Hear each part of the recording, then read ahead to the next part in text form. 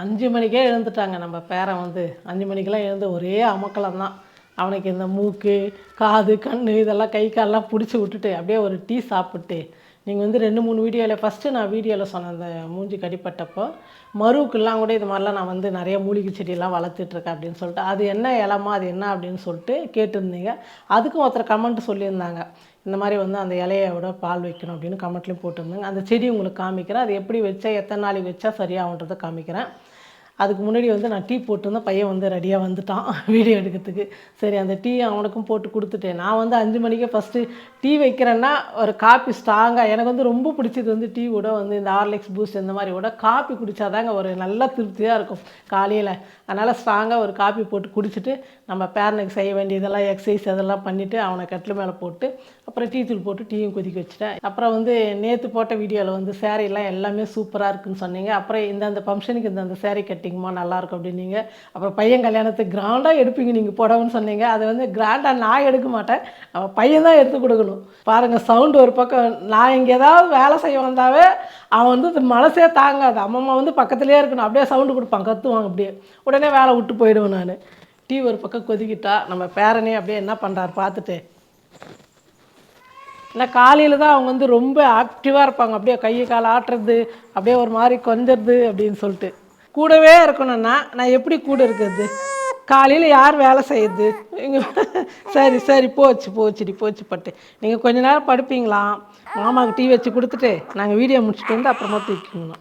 பாருங்க நான் பேசுனாவே சமாதானம் ஆகிடுவான்டா. தூக்கணும், பேசணும், நிறைய கதை பேசணும். பேசிக்கினே இருந்தால் எனக்கு தொண்டை பெருசாகிடும்.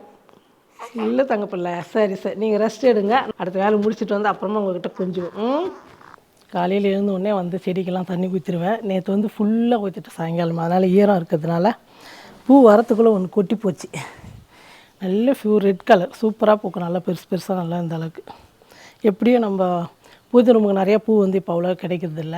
நம்ம ரெண்டு பேர் இருக்கிறாங்களே, மாமனாரும் அப்பாவும். அவங்க ஃபோட்டோக்கு மட்டும் எப்படி கம்பல்சரி 2 பூ கிடச்சிது, எத்தனை பேர் 2 ஃபோட்டோக்கு வச்சுடுவோம். இப்போ நான் வந்து இந்த மருவுக்கு சொல்லியிருந்தீங்களா, அம்மான் பச்சரிசி, அதுதான் வந்து இப்போ நான் உங்களுக்கு காட்ட போகிறேன். அதோடைய பேர் வந்து நீங்கள் வந்து யூடியூப்லேயும் சரி வாய்ஸ் மெசேஜ் டைப் பண்ணால் கூட அந்த செடியோடு வந்து காமிச்சிடும் உங்களுக்கு. நம்ம மரு எப்படி இருக்குமோ அதே மாதிரி தான் இருக்கும் அந்த பூ எல்லாமே. வாங்க அதை காமிக்கிறோம். தோட்டத்தில் துளசி எல்லாமே இருக்குது. ஒன்று தான் இருக்குது, ஒன்று தான் இல்லைன்னு குப்பைமேனி அந்த மாதிரி இது இருக்கு பாருங்கள். நம்ம மரு எப்படி இருக்கோ அதே மாதிரி இருக்கும். இது வந்து இந்த மாதிரி தான் இருக்கும் நமக்கு மரு வந்தால். இதை வந்து இங்கே பாருங்கள், ஒரு செடி எடுத்துகிட்டு காமிக்கிறேன்.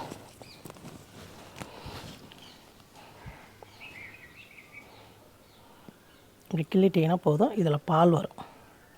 இந்த பால் தான் நம்ம வந்து வைக்கணும். அந்த மாதிரி அந்த மரு இருக்குது இல்லையா, அது மேலே வைக்கக்கூடாது, அடியில் வந்து இந்த மாதிரி அந்த அடி பாகத்தில் வச்சிங்கன்னா தொடர்ந்து வச்சுட்டே வரணும். 1 நாள் 2 நாள் வச்சுட்டு இது அந்த மரு வந்து மறையலை கொட்டவே இல்லை அப்படின்னு சொல்லிட்டு சொல்லுவாங்க. அப்படி கிடையாது. அது வந்து ரொம்ப நாளாக வருஷக்கணக்கில் நம்ம உடம்புல அப்படியே ஊறி வேர் விட்டுட்டுருக்கு இல்லையா.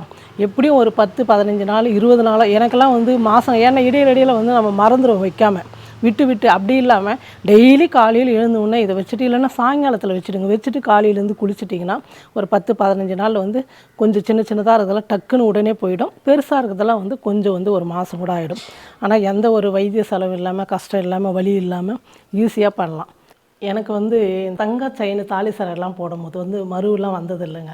அதுக்கப்புறம் வந்து அதெல்லாம் நம்ம சூழ்நிலை எப்படியோ போனதுனால கவரிங் வாங்கி போட ஆரம்பித்தோம். ஆனால் இங்கே கோயம்புத்தூரில் போட்டால் ஒன்றுமே ஆகிறதில்ல. ஆனால் ஊர் பக்கம்லாம் போனோன்னு வச்சிங்களேன், பயங்கரமான வெயில் இருக்கிறதுனால அந்த வேர்வை விட்டு அப்படியே வந்து கழுத்து ஃபுல்லாக வந்து கருப்பாக வந்து இந்த மரு நிறையா வர ஆரம்பிச்சிச்சு. அப்போ நான் என்ன பண்ணேன், ஊரில் இருக்கும்போது அரக்கோணத்தில் எங்கள் வீட்டு பக்கத்தில் இந்த ஹோமியோபதி டாக்டர்லாம் இருப்பாங்களே, அவங்க என்ன பண்ணாங்க, நல்லா பெருசாக வந்துச்சு கழுத்துக்கிட்டோம். அந்த மார்க் கூட எனக்கு இங்கே பெருசாக இருக்கும். ஏதோ சுடுற மாதிரி கரண்ட்டு வச்சு சுட்டாங்க. அப்போ அது வந்து என்ன ஆச்சுன்னா இவ்வளோ தூரம் புண்ணு மாதிரி ஆகிட்டு அப்படியே மார்க் ஆகிடுச்சு. அது வந்து எல்லாமே அந்த மாதிரி பண்ணும்போது மார்க் ஆகிடுது, அசிங்கமாக தெரியுன்றதுனால நான் வந்து ஒன்று மட்டும் சுட்டாங்க, பெருசாக இருக்குது. அதுக்கப்புறம் வேணாங்க விட்டுடுங்க அப்படின்னு சொல்லிட்டு இதுதான் வச்சேன். நிறையா இருந்தது. இப்போ வந்து கொஞ்ச நாளாக நான் விட்டுட்டேன். செடி வந்து இல்லாமல் இருந்தது, இப்போ தான் நிறையா செடி வந்திருக்கு. இப்போ 2 தான் இங்கே இருக்குது எனக்கு. இங்கெல்லாம் இருக்கும், நிறையா இருக்கும் அப்படியே குட்டி குட்டியாக. அப்புறம் இங்கேயும் வந்து ஒரு 2-3 நாள் வச்சு அது அப்படியே கொஞ்சம் நல்லா கூர்மையாக இருந்தது, அப்படியே சப்பையாகிடுச்சு. இது டெய்லி வச்சு இனிமேல் முகத்தில் எங்கெங்கே இருக்கோ அங்கங்கே அந்த பெருசாக இருந்தால் கூட மேலே வைக்காதீங்க. நிறையா பால் பிடிக்கும், அவ்வளோ வராது. இருந்தாலும் அது பலன் கிடையாது. வேறு கிட்ட அந்த ஓரமே கீழே வச்சிங்கன்னா தொடர்ந்து வச்சுட்டு வாங்க, சூப்பராக வந்து கொட்டி போயிடும். அதுக்கு எதுவுமே வந்து வலி காசு எதுவுமே கிடையாது. நல்ல ஒரு டிப்ஸு தான் இது. இந்த மாதிரி பண்ணி பாருங்கள். நம்ம வந்து இனிமேல் ஒவ்வொரு டிப்ஸ் எது எது நமக்கு தெரியுமோ அதெல்லாம் வந்து நம்ம இனிமேல் டெய்லி ஒன்று சொல்லிக்கலாம். அம்மான் பச்சரிசினாவே உங்களுக்கு வந்து இந்த செடி வந்து வந்துடும். ரோட்டு ஓரத்தெல்லாம் இருக்கும். சும்மா எடுத்துன்னு வந்து ஒரே ஒரு செடி நம்ம தொட்டியில் வச்சிட்டா போதும். அது கிள்ளிட்டு இருக்கும்போது இப்படி எடுக்கும்போதே பாருங்கள் பால் நல்லா வரும். இதே மாதிரி எடுத்து நீங்கள் வச்சுட்டு வாங்க. அந்த பால் ரொம்ப ஈஸியான டிப்ஸு தான். நான் வந்து காலையில் அவன் தூங்கும் போதே வந்து எல்லா வேலை முடிச்சுட்டு டிஃபனும் ரெடி பண்ணி வச்சுடுவேன். மதியத்துக்கு சாப்பாடு ரெடி பண்ணிவிடுவேன் நான். அதுக்கப்புறம் வந்து அவனை குளிக்க வைக்கிறதுக்கு பார்த்துக்கிறதுக்கு கரெக்டாக இருக்கும் நமக்குன்றதுனால மதியமே இப்போயே வந்து அவங்கெல்லாம் எழுந்துக்கிறதுக்கு முன்னே நான் வந்து சமையலை முடிச்சிடுவேன். இப்போ அது மதியத்துக்கு வந்து ஒரு சூப்பரான குழம்பு செய்யலாம். அது என்ன குழம்பு சொல்லிட்டு பார்க்கலாம் வாங்க. ஸ்டவ் பற்ற வச்சு ஒரு பாத்திரம் வச்சுட்டேன். இப்போ கொஞ்சமாக எண்ணெய் சேர்த்துக்கிறேன். முட்டை மசாலா செய்யறதுக்கு நான் 4 முட்டை வேக வச்சு தோலெல்லாம் எடுத்து பாருங்கள், அங்கங்கே வந்து ஒரு 3 இடத்துல வந்து அப்படியே நீட்டாக கோடு மாதிரி போட்டு வச்சுருக்கிறேன். அப்போ தான் வந்து நம்ம போடுற மசாலாலாம் முட்டைக்குள்ளே இறங்கும். மஞ்சள் தூள் சேர்த்துக்கிறேன்.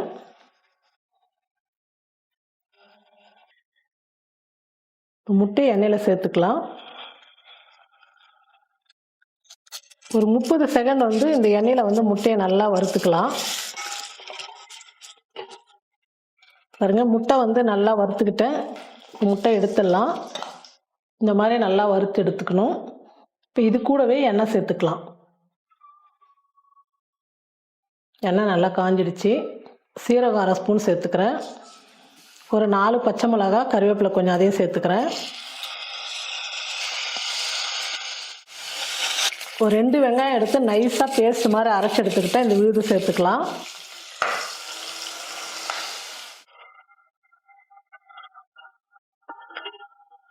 வெங்காயம் வந்து நல்லா கலர் மாறுற அளவுக்கு நல்லா எண்ணெயில் வந்து நல்லா வதக்கிக்கணும்.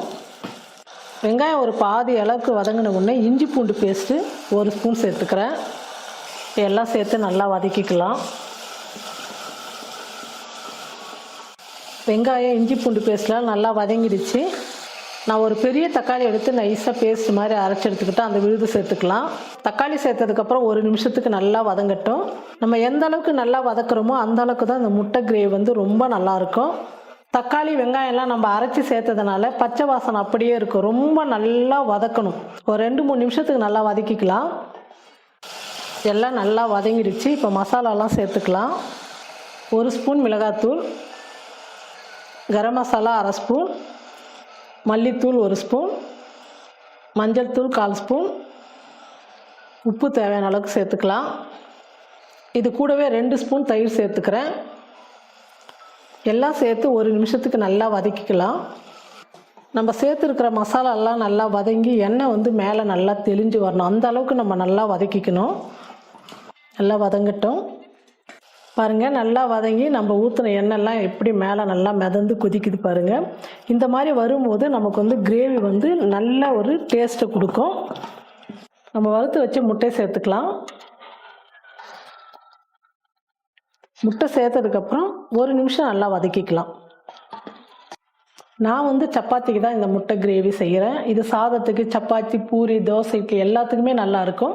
இப்போ வந்து நான் சப்பாத்திக்கு செய்கிறதுனால கொஞ்சமாக தண்ணி சேர்த்துக்கிறேன்.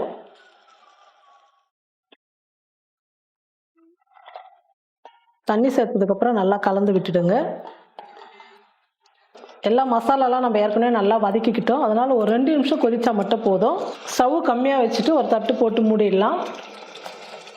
பாருங்கள், கிரேவி வந்து நல்லா கொதித்து நம்ம ஊற்றின எண்ணெய் எல்லாமே மேலே வந்து எப்படி வந்திருக்கு பாருங்கள். சூப்பராக இருக்கும் இந்த முட்டை கிரேவி வந்து. சப்பாத்திக்குன்றதுனால இந்த அளவுக்கு வந்து கொஞ்சம் கெட்டியாக வச்சுருக்கிறேன். உங்களுக்கு கொஞ்சம் சாதத்துக்கெல்லாம் வேணும்னா கொஞ்சம் தண்ணியாக கூட நீங்கள் செய்யலாம். முட்டை கிரேவி ரெடி ஆகிடுச்சு. நீங்களும் உங்கள் வீட்டில் இந்த மாதிரி செஞ்சு பாருங்கள். சப்பாத்தி, தோசை, இட்லி எல்லாத்துக்குமே ரொம்ப சூப்பராக இருக்கும். இந்த மாதிரி செஞ்சு பார்த்துட்டு நீங்களும் எப்படி இருக்குன்னு சொல்லிட்டு மறக்காமல் கமெண்ட் பண்ணுங்கள்.